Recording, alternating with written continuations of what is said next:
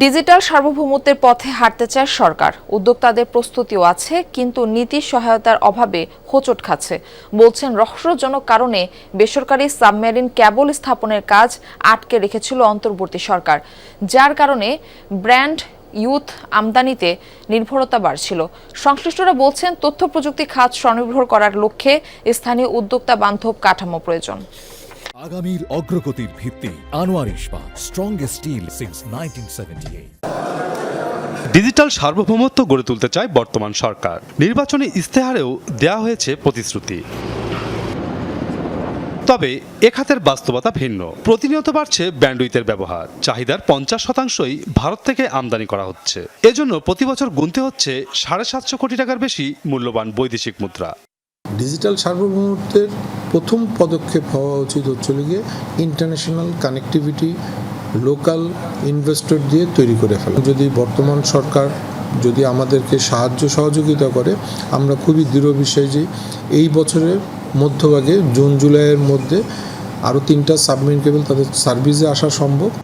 ব্যান্ডউইথের উপর বিদেশ নির্ভরতা কাটাতে বেসরকারি সাবমেরিন কেবল স্থাপনের জন্য লাইসেন্স দেওয়া হয় 3টি প্রতিষ্ঠানকে। 600 কোটি টাকা বিনিয়োগ করে সিঙ্গাপুর থেকে মায়ানমার পর্যন্ত জলসীমায় কেবল স্থাপনের কাজও শেষ হয়েছে। তবে রহস্যজনক কারণে বাংলাদেশ জলসীমায় কেবল স্থাপনের জন্য জাহাজ প্রবেশের অনুমতি মিলছে না। 5টা মন্ত্রণালয় বা সংস্থা থেকে অলরেডি অনুমোদন পেয়ে গেছি, বাট 4টা জায়গা থেকে আমরা আসলে এখন পর্যন্ত অনুমোদন পাই নাই। আমাদের অ্যাপ্লিকেশনের সময় প্রায় 1 বছরের উপর অতিক্রান্ত হয়ে গেছে। তো এখনো আমরা কোনো, যেহেতু 4টা মন্ত্রণালয় বা সংস্থা থেকে এখনো পজিটিভ কোনো রেসপন্স পাই নাই, আমরা আসলে এই কাজটা এখন শুরু করতে পারছি না। নানান জটিলতায় রাষ্ট্রায়ত্ত 3য় সাবমেরিন কেবলের সেবা প্রাপ্তি পিছিয়ে গেছে। বেসরকারি উদ্যোক্তারা বলছেন, দ্রুত নীতি সহায়তা দিলে বেসরকারি 3টি সাবমেরিন কেবলের মাধ্যমে আরও 50,000 জিবিপিএস ব্যান্ডউইথের সরবরাহ পাবে বাংলাদেশ। ইন্টারনেটের মূল্য প্রায় 30 থেকে 40% ডিডাক্ট করা সম্ভব। তার মানে এখন গ্রামে গঞ্জে প্রান্তিক পর্যায়ের একটা গ্রাহক যে 10 MBPS-এর ব্যান্ডউইথের একটা ইন্টারনেট ব্যবহার করছেন কিংবা 20 MBPS-এর যে প্যাকেজগুলি ব্যবহার করছেন, ওনারা সমপরিমাণ টাকা খরচ করে 100 to 100 MBPS-এর ইন্টারনেট ব্যবহার করতে পারবে। বেসরকারি সাবমেরিন কেবলের সেবায় জাতীয় নিরাপত্তার ক্ষেত্রে কোনো ঝুঁকি নেই বলে দাবি করেন উদ্যোক্তারা।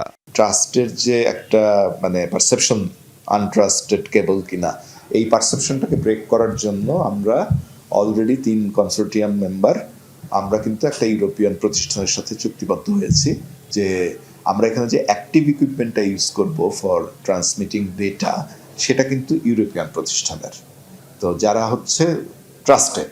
টেলিজিওগ্রাফির পূর্বাভাস বলছে 2027 সালে বাংলাদেশের ব্যান্ডউইথের চাহিদা বেড়ে দাঁড়াবে 25,000 জিবিপিএস এর বেশি। মাসুদুজ্জামান রবিন, যমুনা নিউজ, ঢাকা।